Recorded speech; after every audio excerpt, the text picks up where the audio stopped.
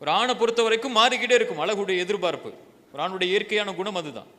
இந்த மூணுல எதுவுமே அவனுக்கு அந்த நேரத்தில் திருப்தி அளிக்கலாம். ஆனால் திருமணம் முடிச்சு சில ஆண்டுகள்ல அவனுக்கு திருப்தி அளிக்காம போயிடலாம். அதான இயற்கையான மனிதனுடைய குணம். உலக அலங்காரம் அப்படிதான் அவனுக்கு காட்சி அளிக்கும். ஆனால் நிரந்தரமா நிலையா இருக்கக்கூடியது அந்த பெண்ணிடத்துல, அந்த பெண் உள்ளத்துல சுமக்கக்கூடிய இந்த தீன், இந்த தொழுகை, இந்த நோன்பு, அல்லாஹ்வுக்காக கணவனுக்காக அல்லாஹ்வுடைய பார்வையில் தன்னுடைய கற்பை பாதுகாக்க வேண்டும் என்ற எண்ணம்.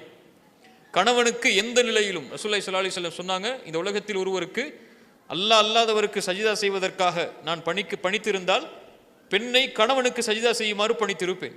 ஆனால் அல்லாஹ்வுக்கு மட்டும்தான் உரித்தானது சஜிதா. அதனால தடை செஞ்சாங்க ரசூலுல்லாஹி ஸல்லல்லாஹு அலைஹி வஸல்லம்.